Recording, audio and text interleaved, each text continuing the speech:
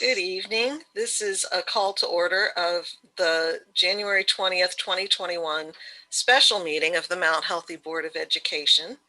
This is a virtual public meeting of the Board of Education in compliance with the Ohio Department of Health stay-at-home order. Our treasurer is not with us at the moment, so I'm going to go ahead and play two roles here and be her and me. So the roll call. Let's see, I've got to do it. I might not do it in order. Ms. Bryant. I'm present. Okay, Mrs. Ellis.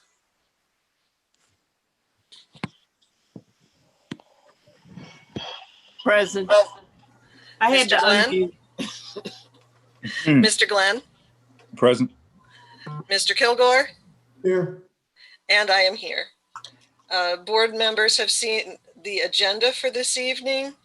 Do I have a motion to accept the agenda as written? So moved. Second. Okay, that was moved by Mr. Kilgore, seconded by Ms. Ellis. Any discussion? Ms. Bryant? Yes. Ms. Ellis? Yes. Mr. Glenn? Yes. Mr. Kilgore? Yes. And yes for me too. Okay.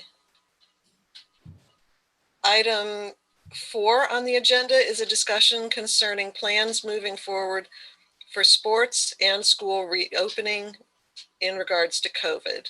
So we'll start with sports. So I'll let Dr. Hawkins start us off here. Okay, so back in the fall when we considered whether, oh, here comes Becky right now. Back in the fall when we considered whether or not to allow sports while we were doing remote learning, the board on October 17th discussed some pros and cons and input from our community. And the decision and the vote on August 17th was that we would continue with sports for remote learning as long as Governor DeWine allowed that to happen, and if there were any financial implications that the parents were willing to accept that. And we had been going along in that way. Earlier, back in July, as a district, we had a team get together that it comprised board members, teachers, parents, district leadership. And the decision was made at that time that if we were to go purple as a county, that we would go remote. And we had talked in July about stopping everything. In August, the vote was something different, that we would continue. So we were ready to go back to school. This has been a remote school year for grades 7 through 12. Our elementary was in place. I felt like we were ready to go back. Everyone was geared up. Transportation was ready. We had all the safety measures in place. And of course, on that Thursday, Governor DeWine changed our color from red to purple, which we had already communicated with the district and all of our teachers and the union that if we went to purple, we would immediately go remote.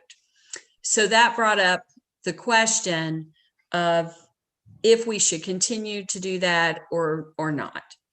So personally, I feel that as a district, if we are going to allow sports to continue, then I feel like we should bring back students and have that similar. If we're not going to bring back students, then I feel like we should also mirror that with our athletics. We have, since last Thursday, had a lot of parent input.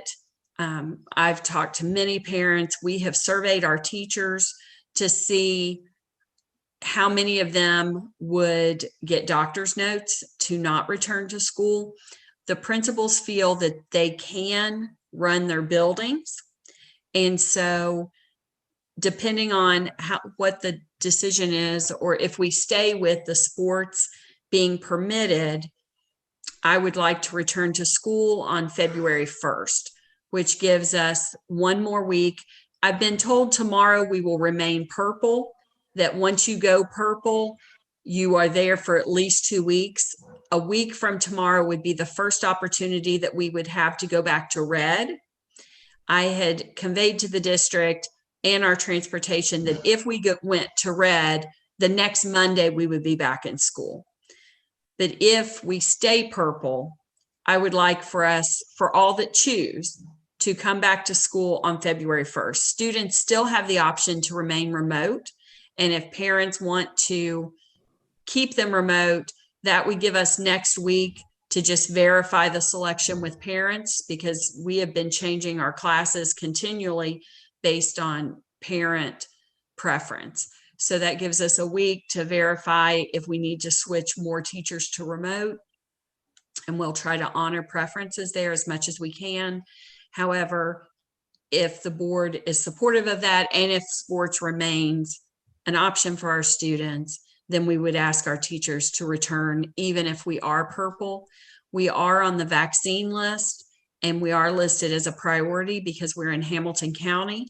It's my understanding that starting mid-February, the vaccines will start to be available to our staff, but our staff would be in the building for a few weeks without vaccine, and just with precautionary measures like masks and hand washing and extra sanitation and all the things that we had in place to return under the code of red.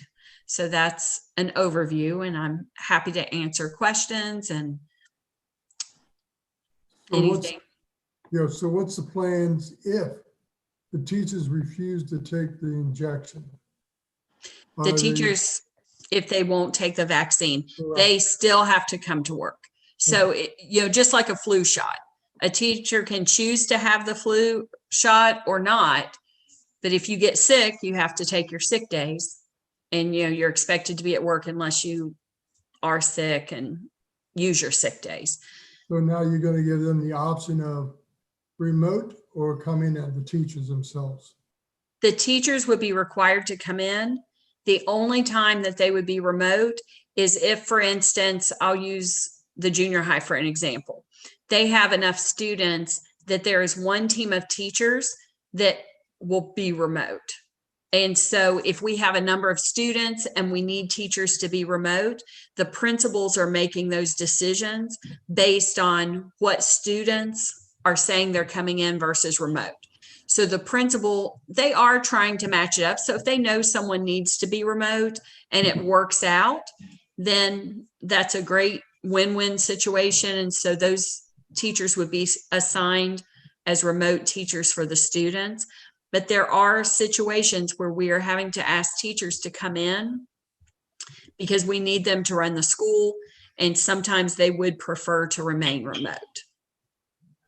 So right now, I know that at the beginning of the school year, we had about the same number of teachers who wanted to teach remotely and students who wanted to learn remotely. Where do we stand with that at this point? Great question.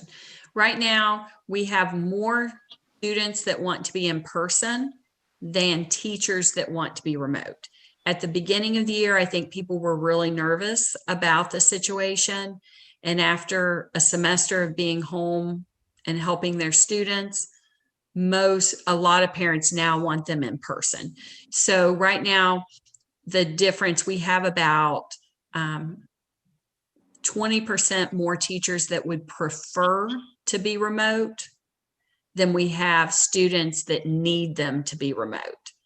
In those situations, Dr. Means Walker has been meeting with each person who has indicated that they prefer to be remote to see if there is a medical reason for that. And then we try to work that out. But if we cannot work it out, then teachers will have to get the doctor's note and FMLA paperwork and go through that process. Teachers aren't only used in a building to teach classes. There are many other things. For instance, being in the hallways during schedule changes or at recess or at lunch. There's a lot of things in the building that the teachers do outside of just teaching the class. So it's very difficult to run the building without asking everyone to come in, even though some would prefer to be remote. And if we could accommodate that, we would want to. I just feel like we're at a critical point now that we have to get our students back in the building, especially if we're going to continue sports. Now, if the board wants to reverse its position and say, you know, we feel like it's very unsafe and we do not want our students to participate in any more sports, we're going to shut that down district-wide, then I would support mirroring that in our schools, even though many parents have reached out and expressed that they need the children back in school, especially our students in poverty. You know, the parents who have flexibility to work from home, they're a minority in our district. And so a lot of our parents are working all day and then coming home and trying to help their students at night. And it's difficult. You know, it just has been a real challenge. We are in the process of actually making interventions that will be available for all students all summer. And so that is something that we'll be rolling out in the next few months. So parents who feel like their children are behind, there'll be things available in June and July for their students to come and have intervention.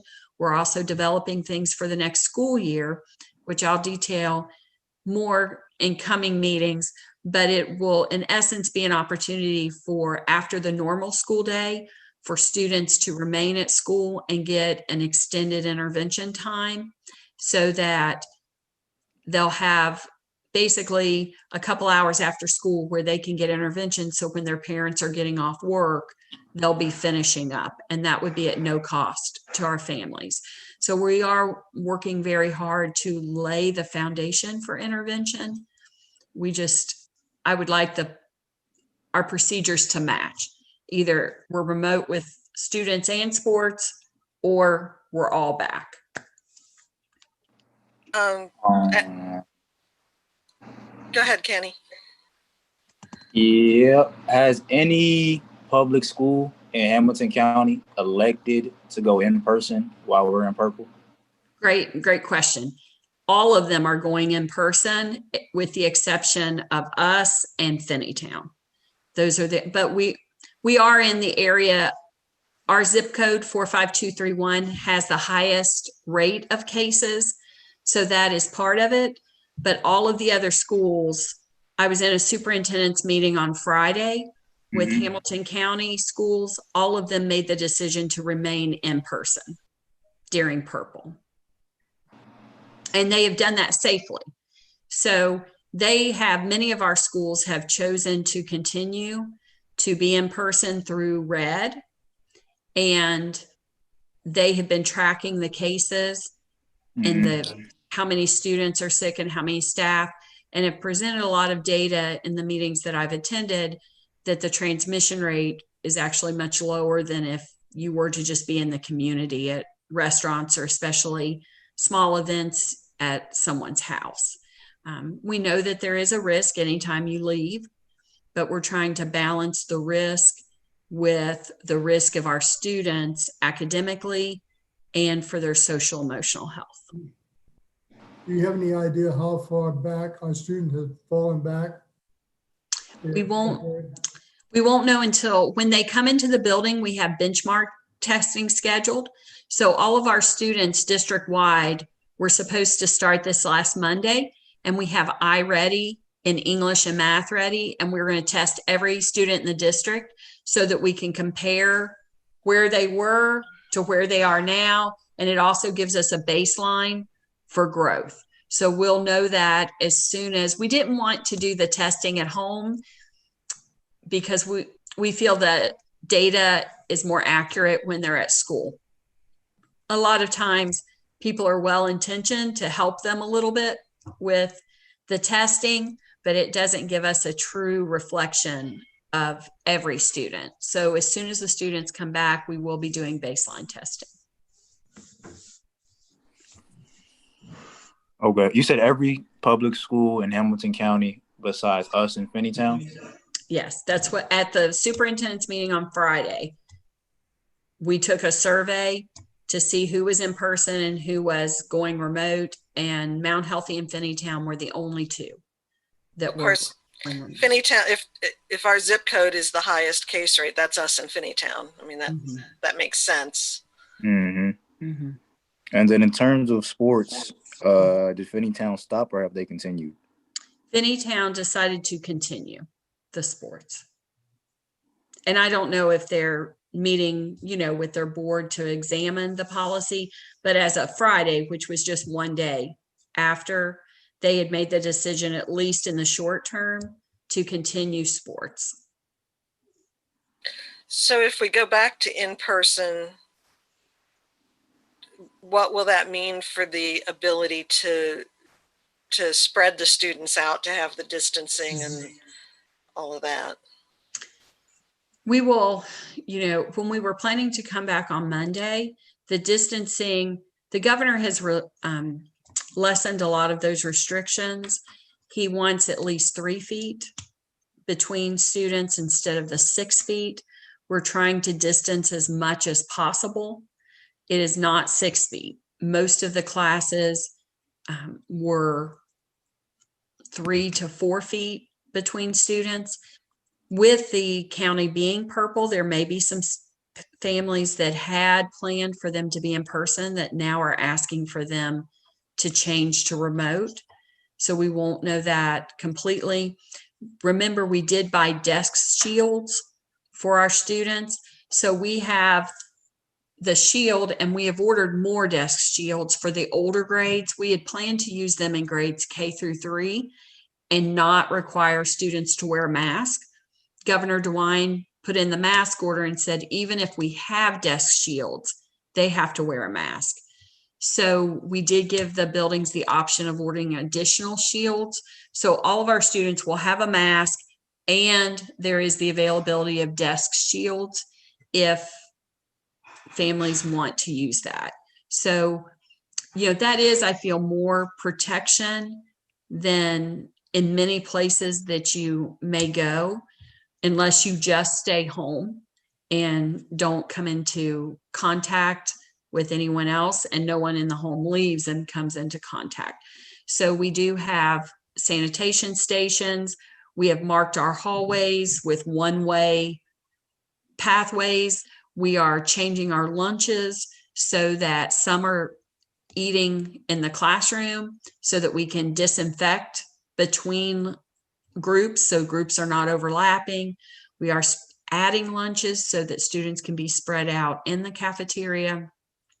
So we are trying to do everything that we can to bring them back safely.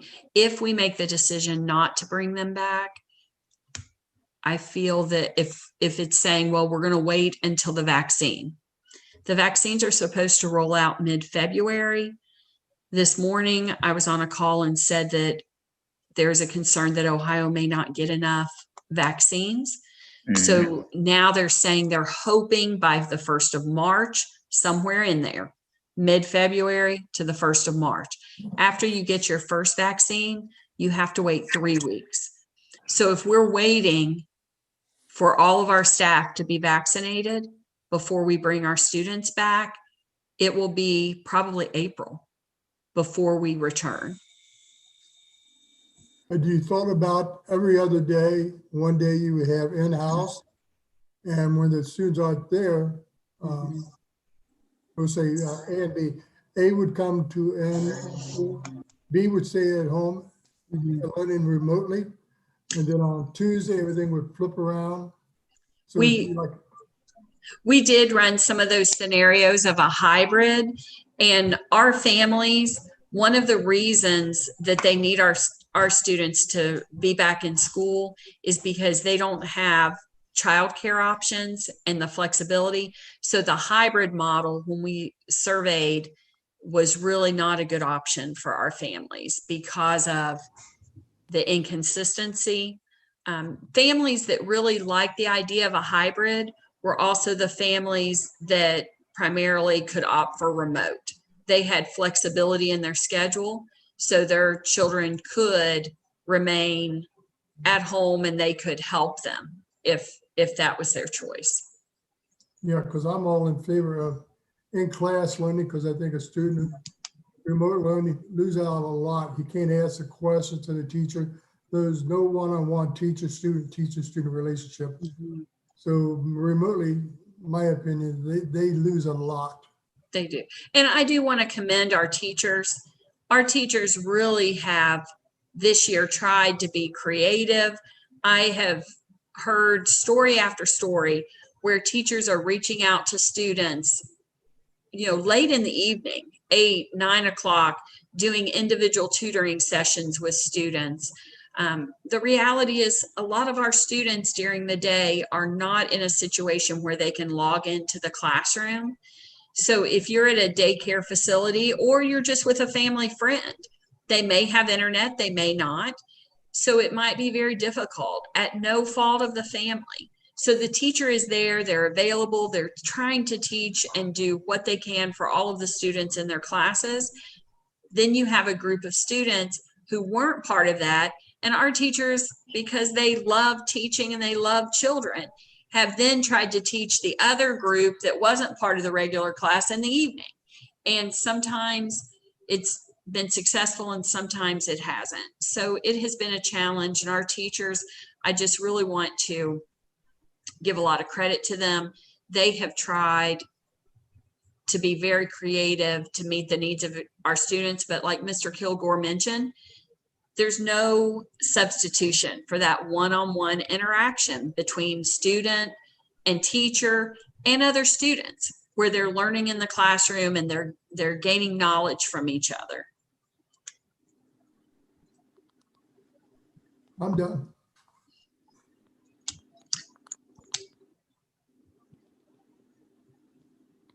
Okay, anybody have any other comments, questions? I have a question. Valerie, how many students, parents want them to be in school? Right now, we have district-wide around 65% of our families want students to be in school. Now, that was as of last week when we were planning to return on Monday. That may change a little, but the majority of our families want students back in school, even though it's purple.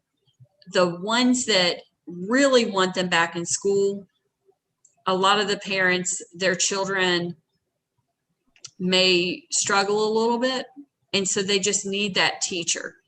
Our students that are more self-motivated or higher performing, some of them are choosing to be remote, or they have families that have more flexibility because of their job to make sure that they log on to the class during class time. And if students are able to do that, I think the teachers have been very effective at helping them. It's the students who are not. So this week, when we did not go back on Monday, I have had continual emails and phone calls from parents that I really have not heard from, very genuinely concerned for their children and saying that they're afraid that they're going to lose a full year of progress because they just cannot help them the way that a teacher could. Okay, the other part of my question is, what's the percentage of teachers that's willing to come back into the building? Right now, the split of preference is 50-50. Right now, 50% are saying if we went back to red, they would come in, but if we're not in red, they would prefer to be at home.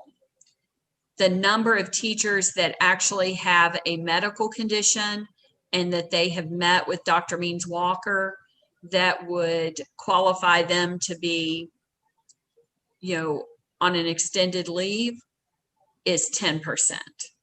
Now, the other 40%, I don't want to discount. Some of them have concerns. Some of them have newborn babies in the home. and they just would feel safer waiting until they are vaccinated. So many of them said when the county is red Mhm. or when they have had the vaccination, they would feel comfortable to return. If we go with that option, I feel realistically it will be April before everyone is vaccinated. Hopefully we will be back in red before April, but if we're waiting for the vaccination, I think it'll be close to April before that is complete. Well, of Mhm. course, if they get the first vaccine, I think the latest guidance or the latest data says that if you get just the first dose, you get about 60% immunity. So that's a lot better than none.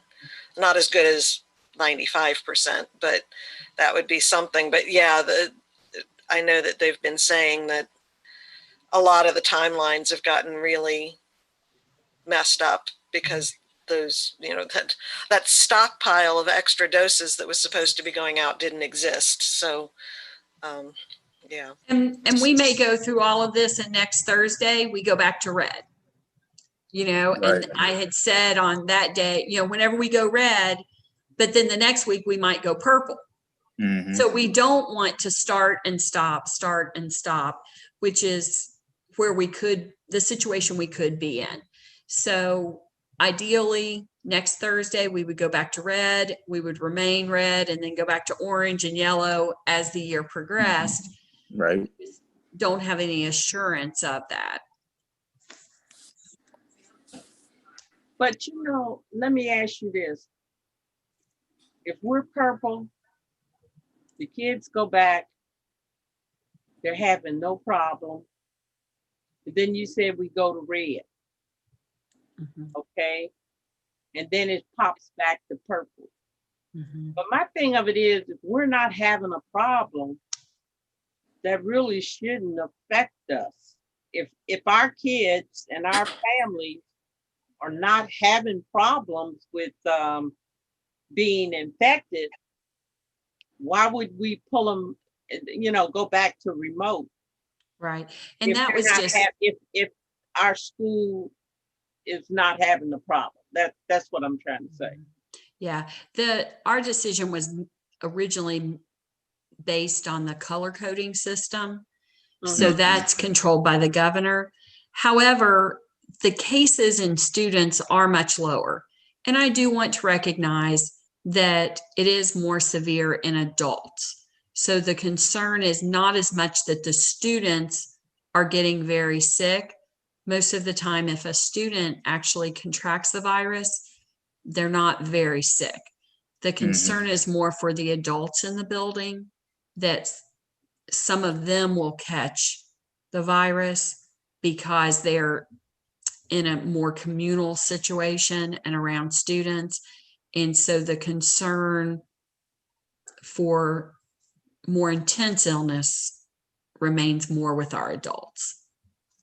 But a lot of times, when you hear that the young ones wound up with the virus, some adult has given it to them because they're not out there running around people.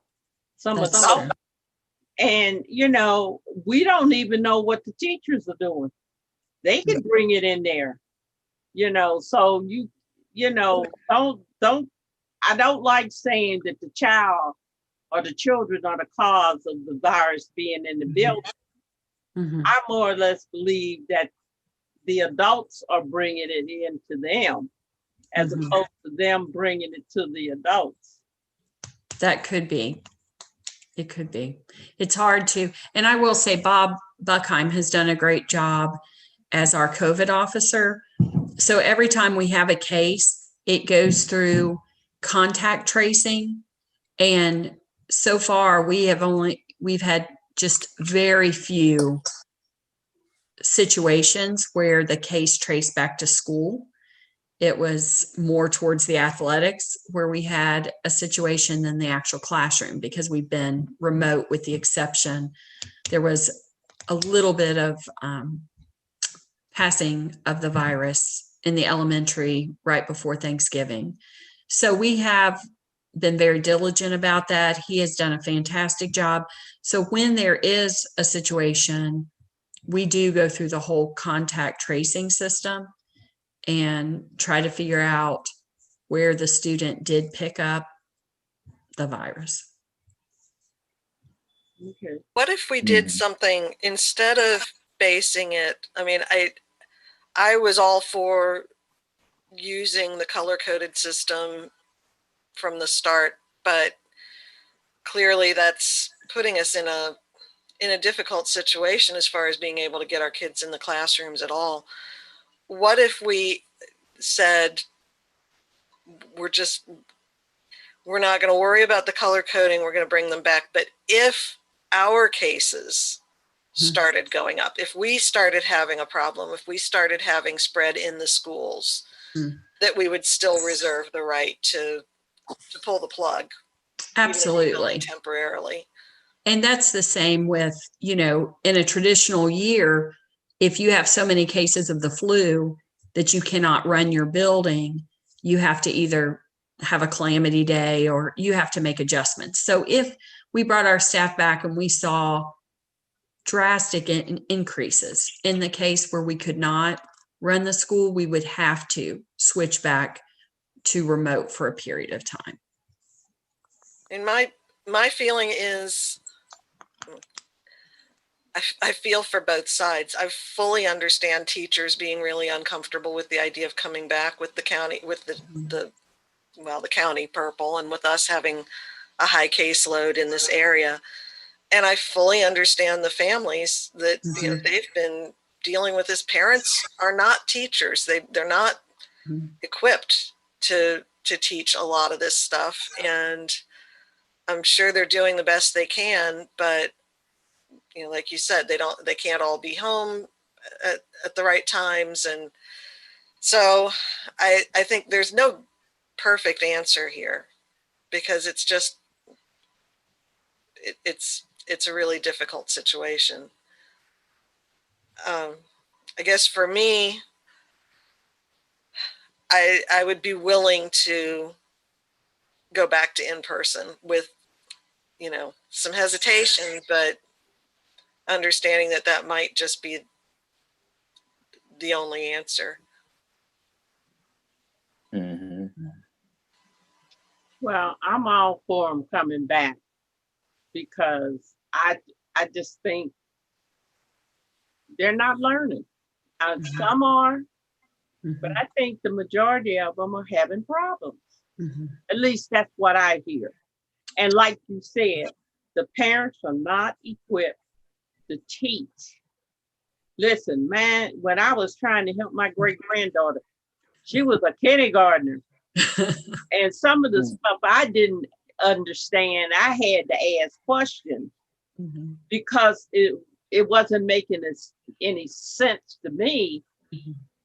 But and you know, she's trying to figure out what she's supposed to do. And I just didn't know some of the time. So I was dealing with a kindergartner. Now you figured you should know something about the kindergarten, but it wasn't working well on some days. Right. Well, I know when we were setting up this meeting, Mrs. Corner asked if we were going to do a vote, and I said yes, and I think maybe she didn't get that text or something. So do we want to go ahead and take a vote just to make this completely official? I would say, you mean about whether we want them to come back? Oh, okay. yeah. Because we already have the vote for the sports. The sports was voted on in August to allow them to play, even if we were 100% remote. But, you know, we had not taken an official vote Right. on school. So, Becky, are you there? I haven't spoken. And Okay, go ahead. I I don't think there's either way that we go. I know everybody is not going to be happy what we decided. And maybe I feel a little bit more uncomfortable than the rest of you because I've had some very seriously ill family members, one who practically died from the COVID. And to protect people, I really think as long as we're in purple, there shouldn't be any sports. And I wouldn't want the kids in school.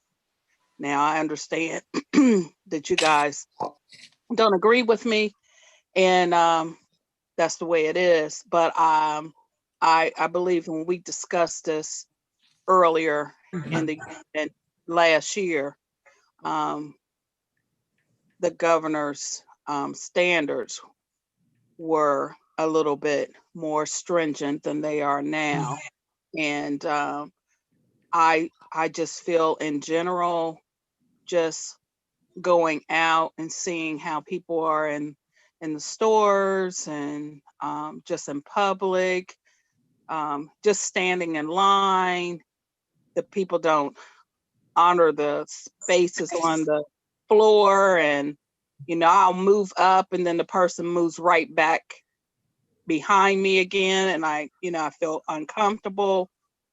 People that wear masks but don't cover their nose, or they have it pulled underneath their chin. I feel like in general, a lot of people are just so relaxed about it. And that scares me.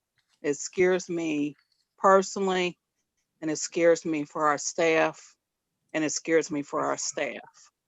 Well, Thank and you. like I said, I wouldn't say that I disagree with you. I see both sides of it. I am really sort of split right down the middle as to whether, I mean, I want to do what's best for our staff, and I want to do what's best for our kids.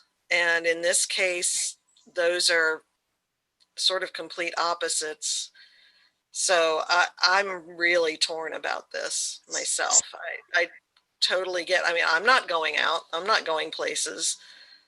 So I don't really feel right telling teachers, you have to go in the classroom.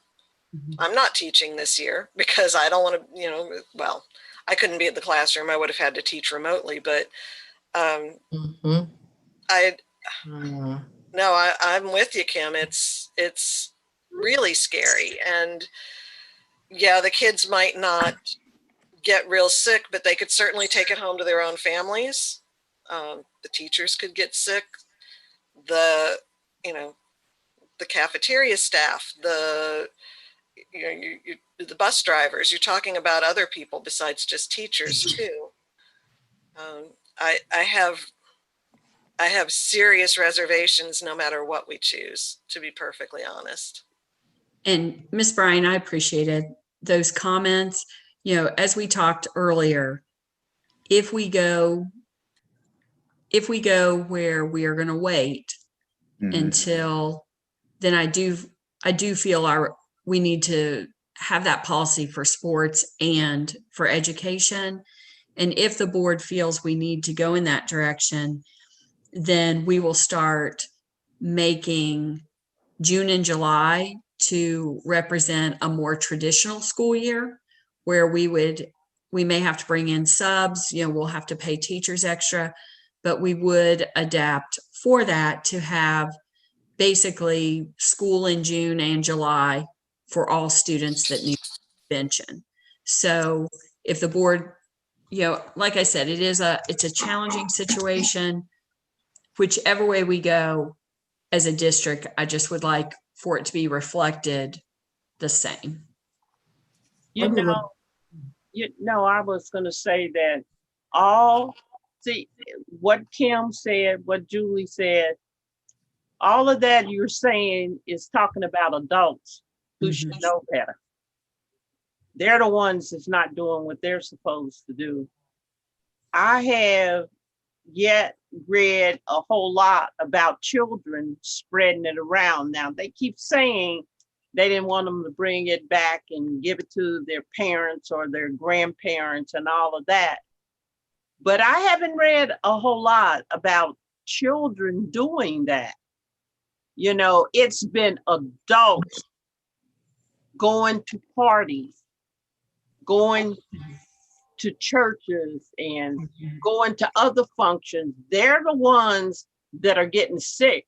I haven't heard of any of the children doing that because we just don't allow our children to do things like that.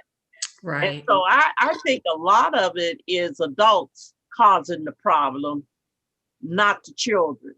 Well, and that may be, but the problem with this is you don't have to be the person who's engaging in the risky behavior to be the one who's exposed and gets it, is the Right. problem. So if we're So- bringing teachers back and one teacher has been going to parties or going to bars or that kind of thing, I mean, they could bring it back and infect a lot of their coworkers. Or it could be not teachers. You know, for instance, we have adults in our building often, so a parent could come up to pick up their child or to pick up food, or for a variety of other reasons, adults coming in our building could transmit that are not our Mount Healthy staff, or parents or extended family or friends of students could be coming into their world and then exposing the student who then brings it. So it's not just our staff that could be bringing the virus.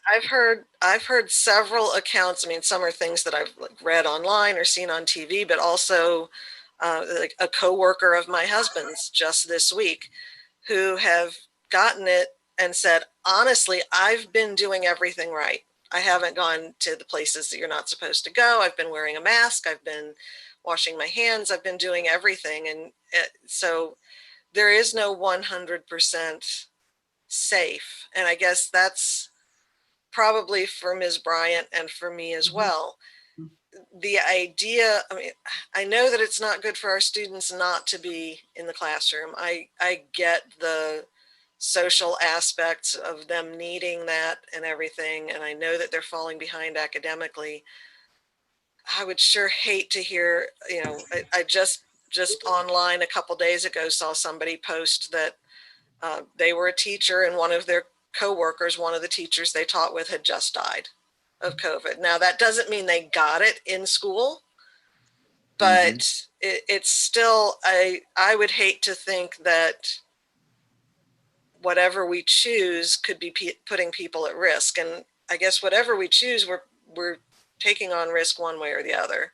We're either risking our students' mental health and academic advancement, or we're risking actual health. Dr. Hawkins, let me ask you, and I meant to do some reading up on this before tonight's meeting, and it sort of slipped my mind. Have you been checking, you said that in Hamilton County, everyone's sort of been okay. Is there data from the rest of the country, especially the places, parts of Hamilton County aren't having the problems that, say, our zip code is. So like from areas where there is higher transmission, but they've stayed in school, have you seen anything about, like, have they just decided that schools are just plain safer or not, I guess is my question. You know, that's a great question. What you mentioned is exactly true. Some of the schools in Hamilton County do not have the challenges that we have. So their number of cases is much lower than ours. There was one school district as of last Friday that in their zip code, there had been 700 cases. In our zip code, there were over 4,000. So those are, even though we're all both in Hamilton County, those are very different situations. The districts that I've read on that went back and they have had a severe outbreak, for instance, in the Los Angeles area, they have ended up shutting things back down because the cases became so severe that they could not run the school. So, you know, I agree, it's a very difficult issue, and there's really not a totally right answer either way.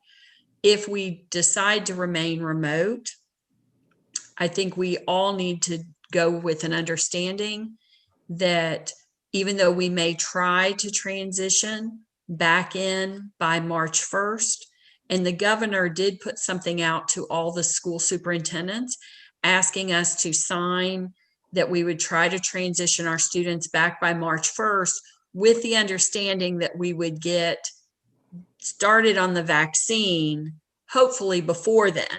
Then they changed it and said, we want you to come back by March 1st, even if you may not have the vaccine by March 1st. So they kind of changed the rules a little bit. I do feel that most of our staff will have the first round of vaccine by April 1st for sure. So if things remain on track, but you know, this year the information changes day to day.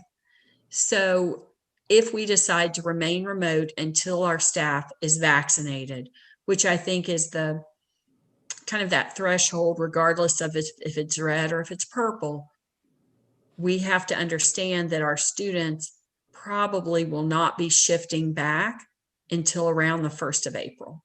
And then we will have to plan to do whatever we can in June and July. And we are already planning some major interventions that will be part of our school day for the next school year to offer them opportunities, as I mentioned earlier, after school and in a lot of different settings. So it's a hard decision, and there's not, I think, just a clear right or wrong answer. But I just wanted, I appreciate this discussion so much because I wanted us to, as a group, decide what's best for Mount Healthy. I have a crazy question.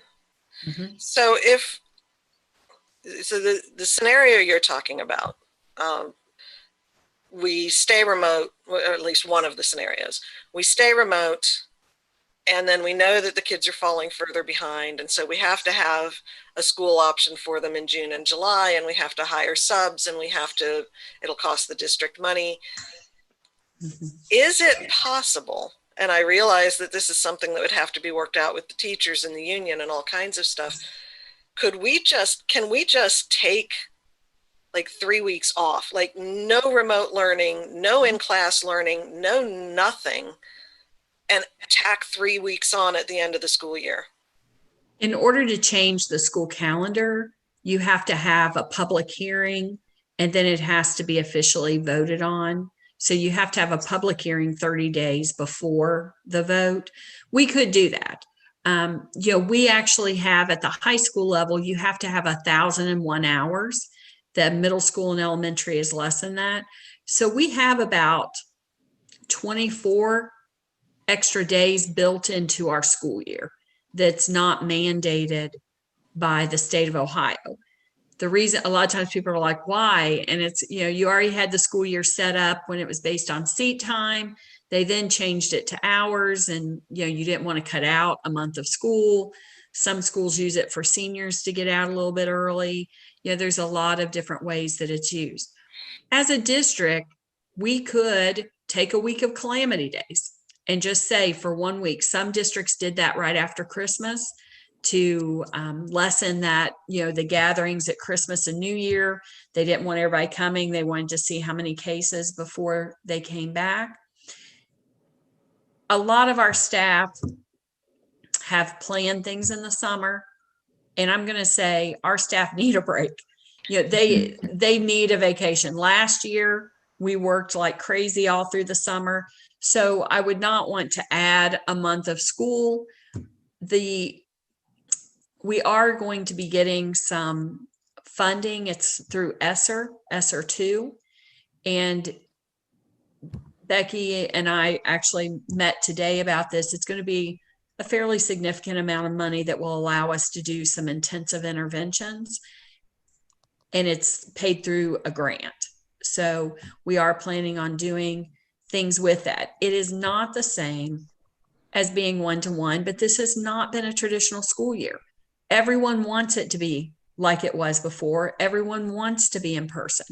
So I would not recommend adding another month in the summer, but we could have a week of calamity if the district felt we needed a week just to see what was going to happen. But that doesn't, it doesn't help our families that are struggling with learning. But like I said, there's not a clear right or wrong answer for this situation. I think we have to do the best that we can, and then we are going to work hard to make up the gaps for our students. Mm-hmm. I think no matter what we do, it seems like you get all the safety protocol in place. And this is what I like to do. To see the teachers come back, the students come back to classroom learning, kind of keep a stat on who gets the virus, whether it's teachers and something, keep a running clock. Mhm. And if we get to a certain point, we could do what you call a calamity day for a week. Mhm. During that week, reevaluate, come back, or to continue with virtual.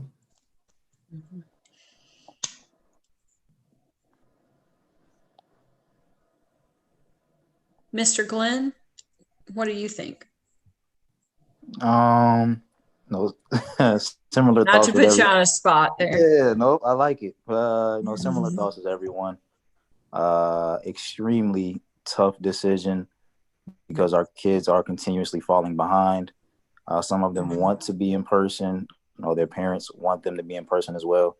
And then there's also kids and parents on the opposite end that want to stay remote. But then, of course, we need the teachers to be in person in order to teach the ones that want to come in. Other schools in Hamilton County are in person, but rates aren't as high as Mount Healthy and Finneytown. We look at Finneytown, they continue sports, but continue remote learning only. So then that just puts us in a jam on which way do we want to go.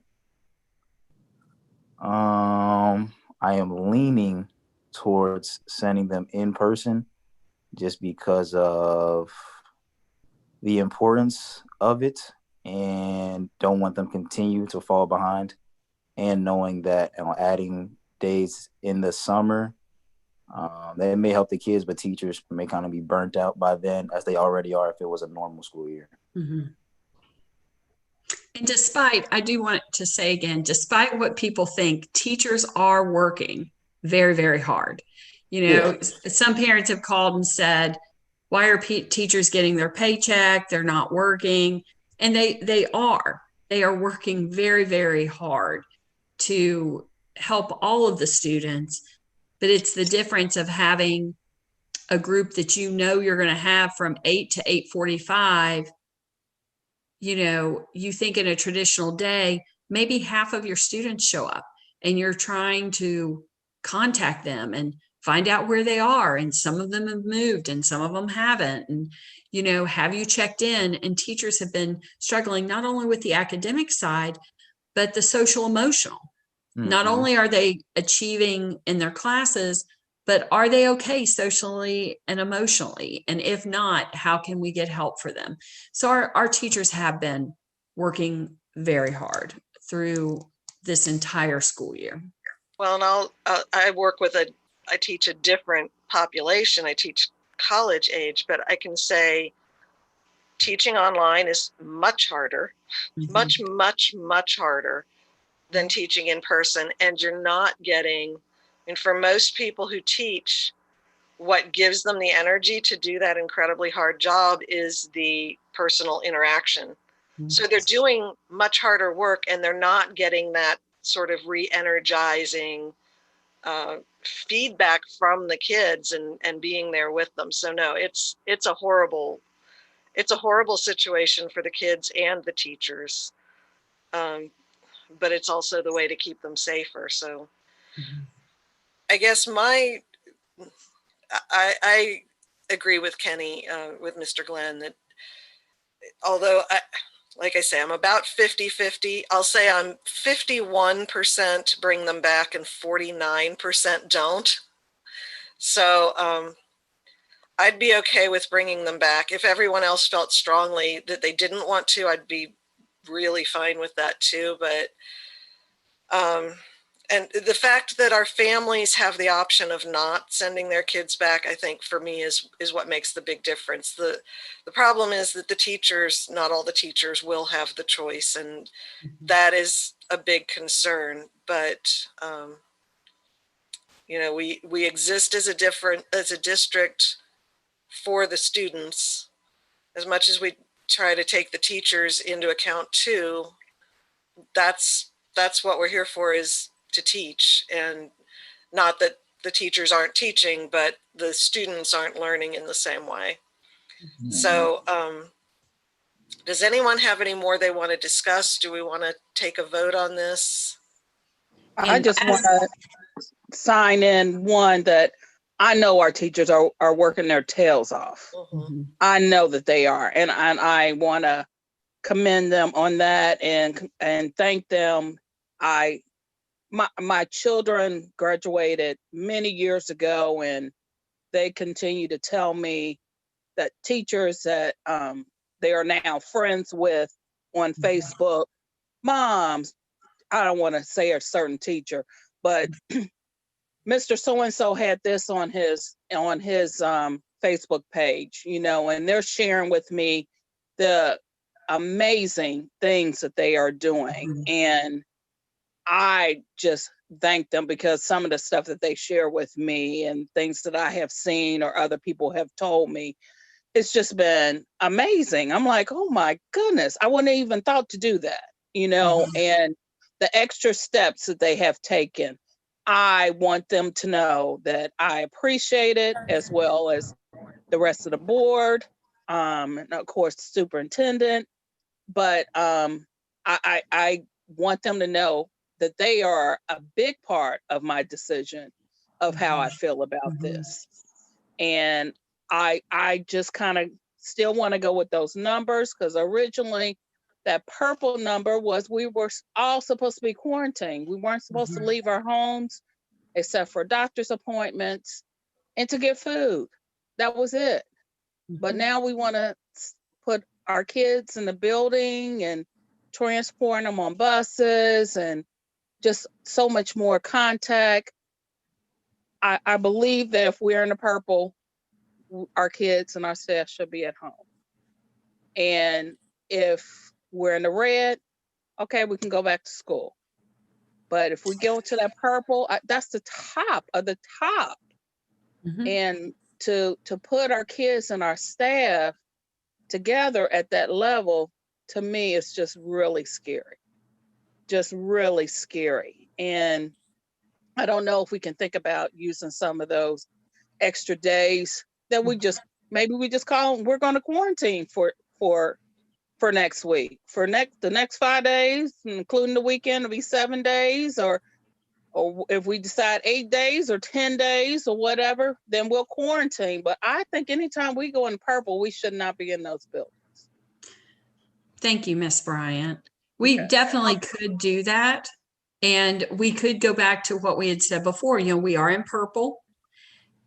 And maybe if we go back to red, the first time we go back, and if you go into purple, you're going to be into purple for 2 weeks, because there's according to what they said, now things change, you know, a lot, but they said there's an indicator that has to be below a certain level for 2 weeks before you can go back to another color. So tomorrow should be our second week.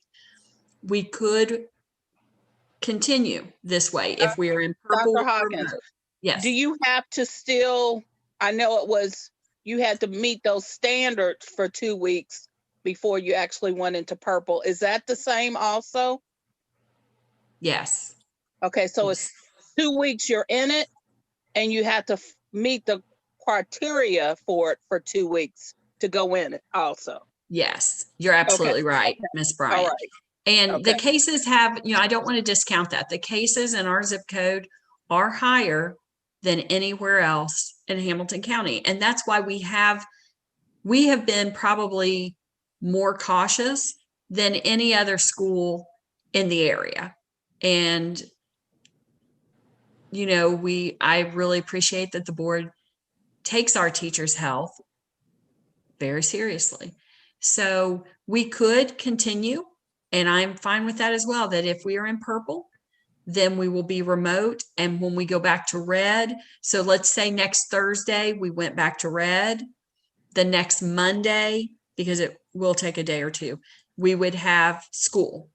The color code changes on Thursdays. You know, I could look at it and let's say we had been red, then we go to purple. If it especially is near spring break, we could do a week of calamity. You know, that would give us a couple weeks to see if the color changed back. So we could do that with the understanding that we are still going to do intervention in the summer, and we will have a lot of families in our community, especially families that have children on an IEP, that will be very, very upset because they feel that they have lost a year of learning. But sometimes, you know, that's a balance, because we're putting, like Ms. Bryant said, there are people who we all know that have actually died from this virus. And so it's not something we take lightly. So, you know, that's what we had originally planned. And that was you know, when we had the group that met in July, the decision was that if we were purple, it would be remote. I don't think any of us, I thought if we were going to go to purple, we would have gone earlier than what we did. And we stayed in red so long. And the cases were actually higher in Hamilton County right around Christmas time than they were last week. So I was surprised that we went to purple last week. So that's, you know, kind of the situation. I think all of those ideas are great.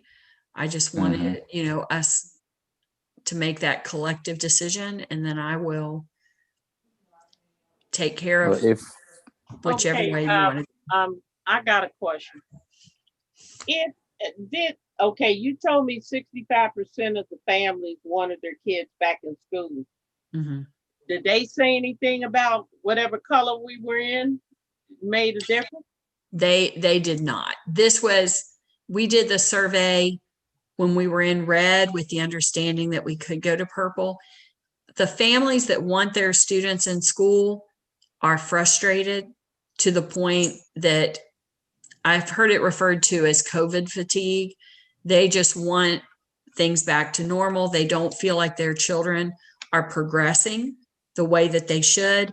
I have explained to many parents this last week, like the third grade reading guarantee has been waived, and they are planning to waive the testing requirements for all students this year. There were some parents who were concerned. They had students that were in third grade and they were afraid they would not pass the third grade reading guarantee, and so they would be retained. So I was able to share with them that that will not happen because that requirement has been waived. The report cards for this next school year have been on hold, which are based primarily on testing data. So the family, I really believe, Miss Ellis, the families that are just wanting their students back in school, it's because they don't have the flexibility or maybe the skill set. Like you said, I would have a hard time helping my children in a lot of the math areas. And they know that if they're in school, the teachers are going to work with their students and they're going to be more successful. So they're advocating for their students and what's best for their student. And they feel that is to be in school. If we vote tonight, that we would like them to go in person, what date will in person start? February 1st. Okay. And so maybe next Thursday we will go back to red. You know, we don't know. Well, personally, I would like to see us bring them back into the classroom, because I just feel that there's no evaluation of how they're progressing or not progressing. Mhm. And the only way you're gonna find that out is you got to bring them back into that building.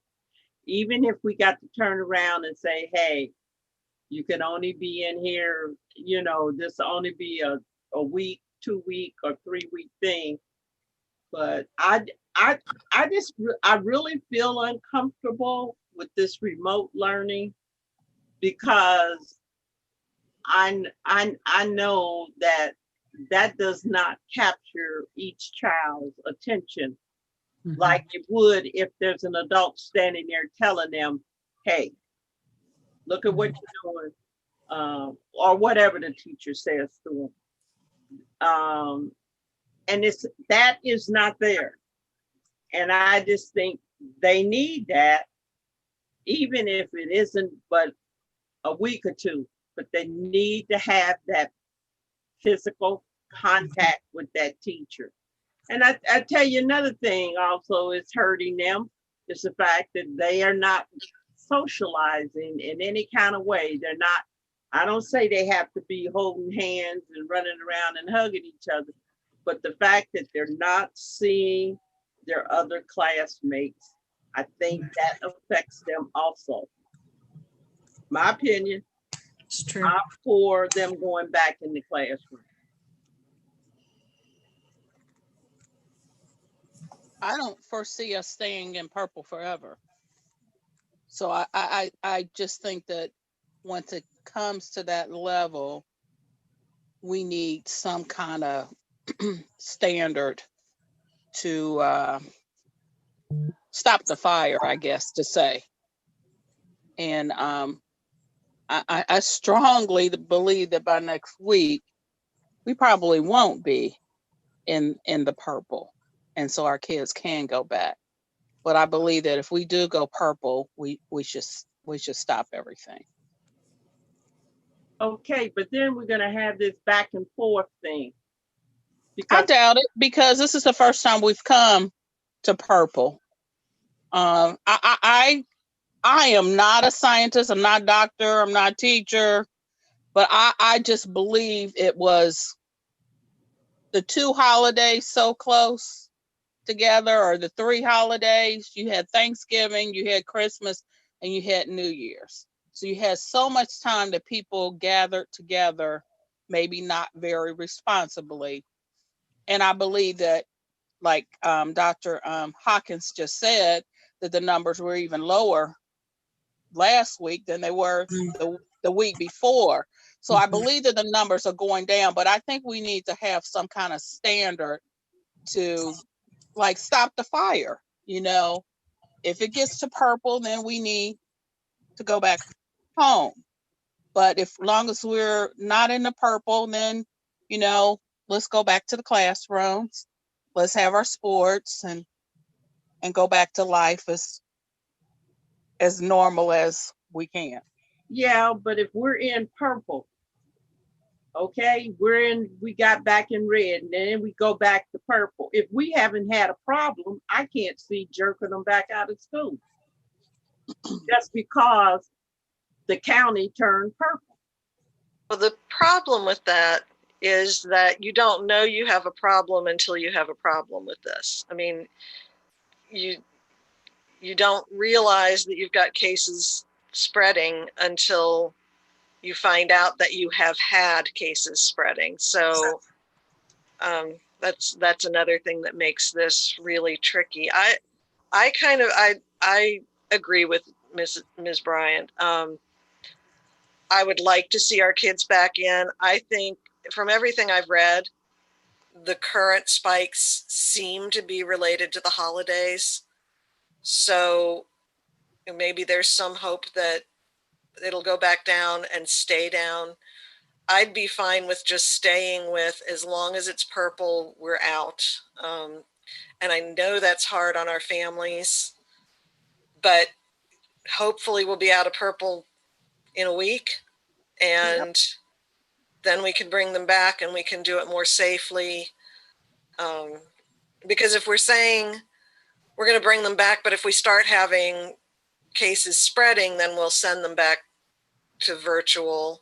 Well, if we bring them back while we're in purple, that almost guarantees that we're going to have some kind of spread of cases. So either way, you're talking about ping-ponging them back and forth. I'd be good with sticking with, I don't know why the state policies have changed, because it's not like this has been proven to be less dangerous than they thought back last April. Right. It's just as dangerous. It's just they got tired of telling people how dangerous it was, I think.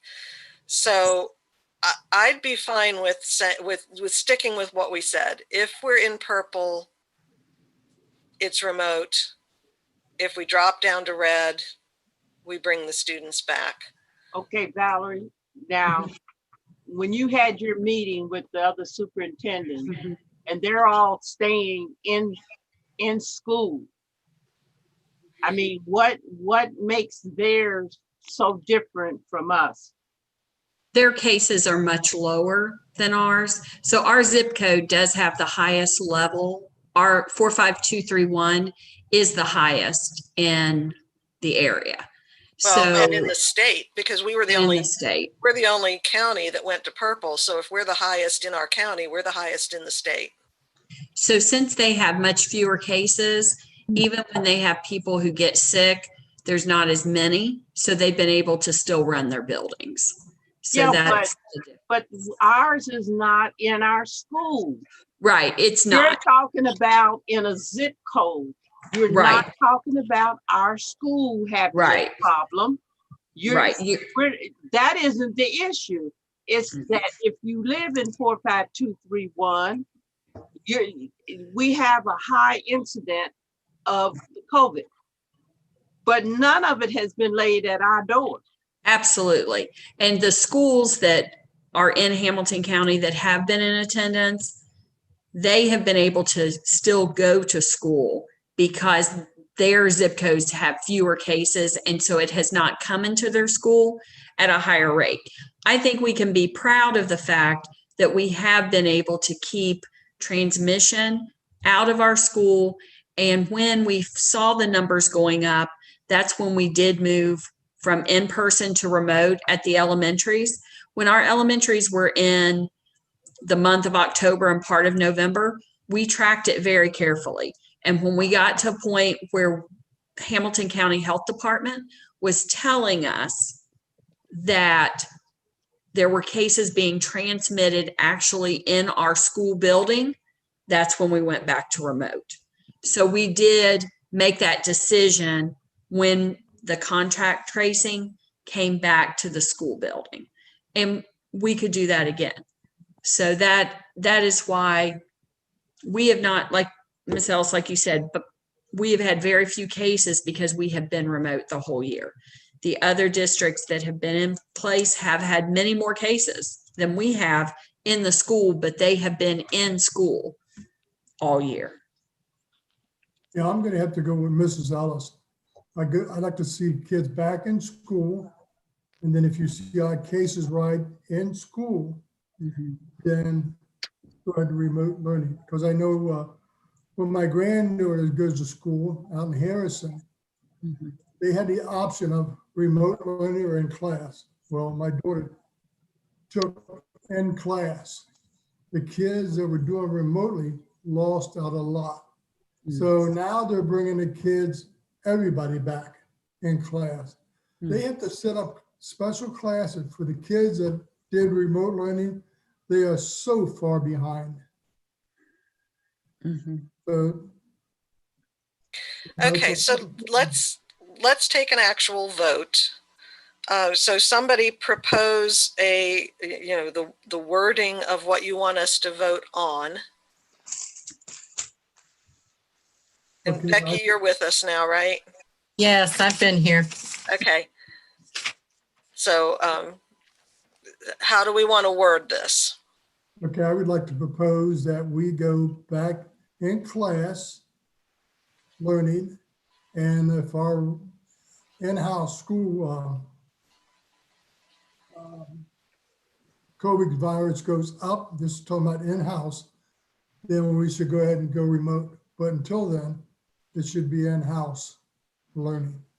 Okay, so you're saying regardless of what the color designation is by the state. Correct. Because I think the governor left it up to the superintendent to make that decision. Yes, the superintendent and the school boards to make the decision. Well, now. Okay. So are you saying that if the COVID virus numbers go among students, or are you talking? Well, we can say students or faculty or staff. Okay, So if we have spread within our schools. within schools.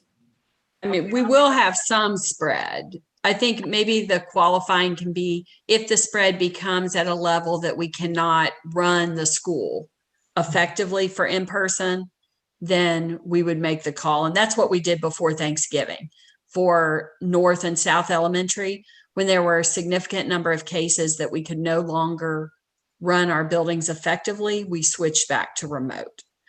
So we're saying return to in-class learning regardless of the color code of the county, effective February 1st, which would be a week from Monday. Okay. Mhm. Turn to in-class learning. And maybe we'll be back in red by February 1st. I think if what they said last week is true, tomorrow we for sure will be purple. The first chance we would have to go back would be the following Thursday, and hopefully we'll be red. And it will be going down because the cases are going down, as Dr. Turner mentioned.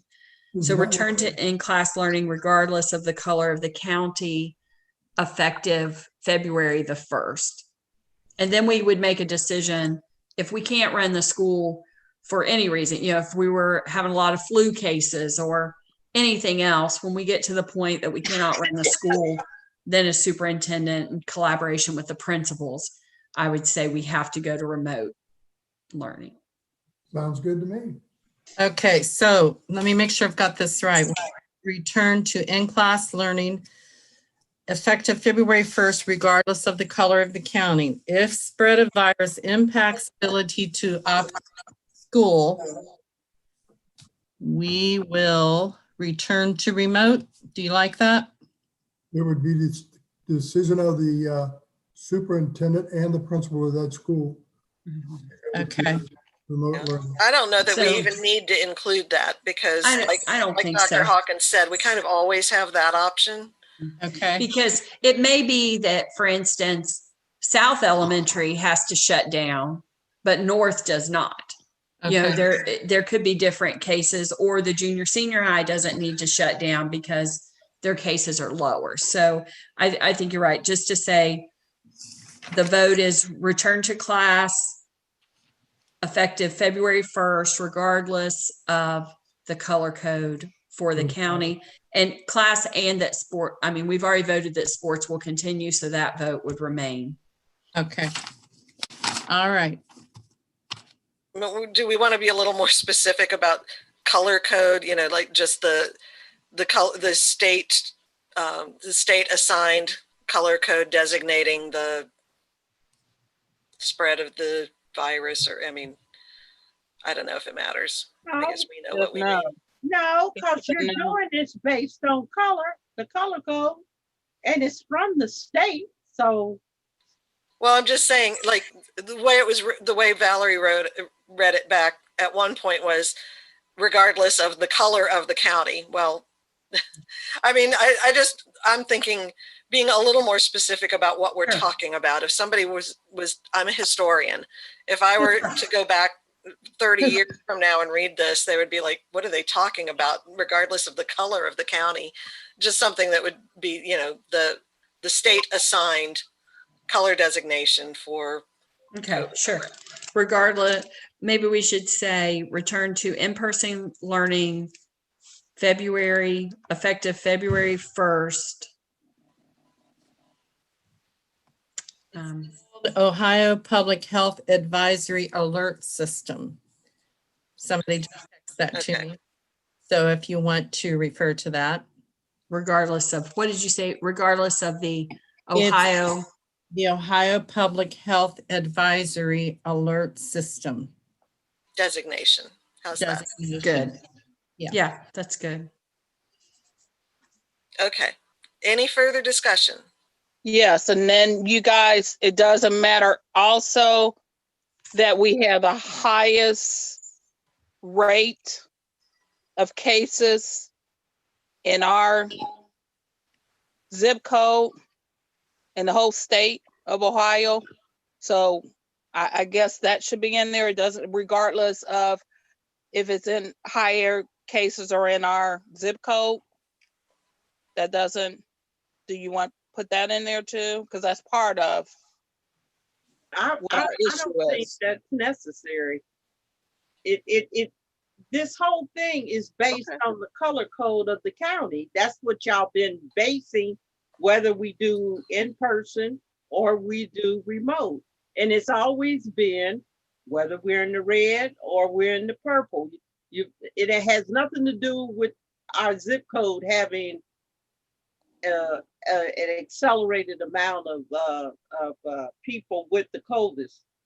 Yeah, because that could be all adults. And then maybe only 10 or 15 students would have the virus. But you could have 200 people of adults having a virus. So Okay, are we ready for a vote? Who seconded? Oh, we didn't have, yeah. Yeah. We just had a proposal made up. Okay, so Mr. Kilgore, you made the motion, right? Correct. Okay, Now it has to be seconded and then voted on. do we have a second? I'll second it. Okay. No further discussion? Could we have a vote, please? Yes, Ms. Bryant, No, Mrs. Ellis, Yes, Mr. Glenn, Yes. Mr. Kilgore, Yes. and Dr. Turner. I'm gonna vote no. Like I said, I'm very torn, but I still think if we're in purple, it would be better not to. So I'm gonna vote no. Okay.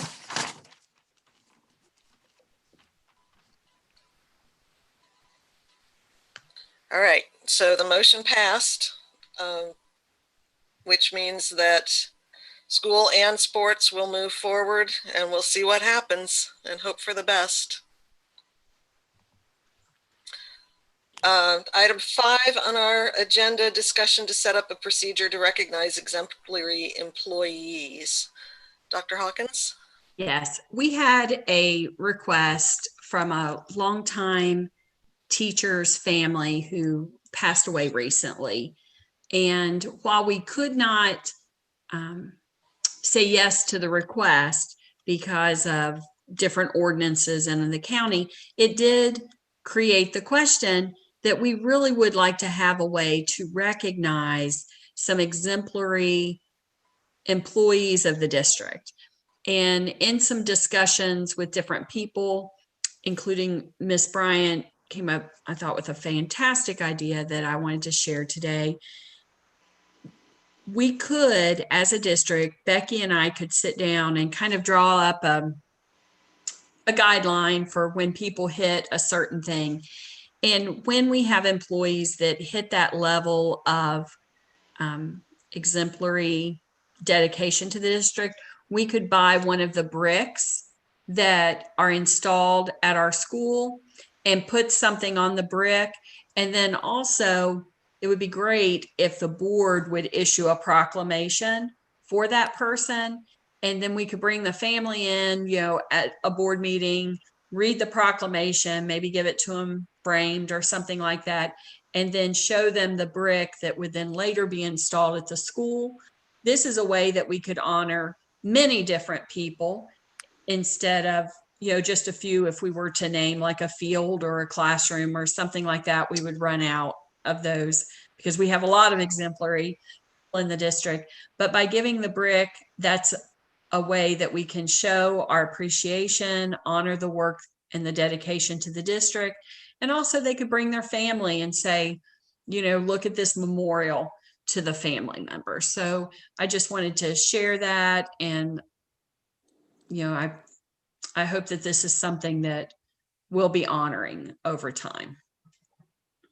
I like that idea. That is a really good idea. Is that something that, I don't know, that if we need to vote on it, the vote could wait until the regular February board meeting if we I want to don't wait. I don't don't know think if we we even have need- to have a vote, but I did want to thank Miss Bryant for her awesome idea of the brick, because that was not my idea. So That I is appreciated that. It's a fantastic idea. And Becky and I would sit down and kind of make up. A family can always buy a brick for their family member or for anyone, but this would be a nice way that when people meet a certain threshold, that we could do that and recognize the service. And as we mentioned earlier, I did want to say we are planning to have graduation for our families. I will be rolling out more specific information about that at our February 8th board meeting.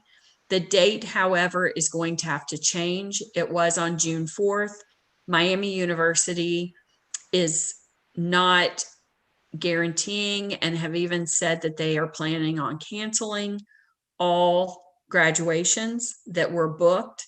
And so to be proactive, we reached out to other venues.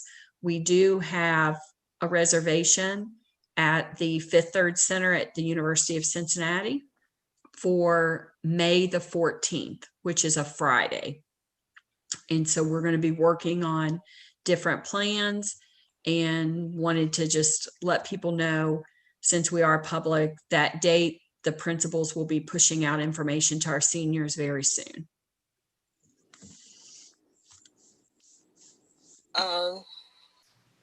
Let me ask you something.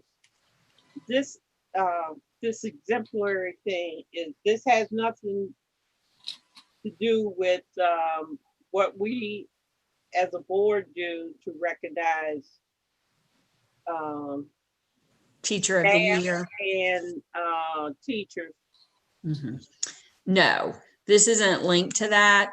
And Becky and I will work up some specifics, but the general feeling is this is to recognize people who have possibly taught and worked in the district for a significant number of years, maybe participated on many committees or coached or did other things that just really made Mount Healthy City Schools better for our students. Okay. I thought that's what that was supposed to be about. It is. There are some, that the teacher that was in question that brought this up, they had spent their whole career at Mount Healthy and may have been teacher of the year. I'm not sure.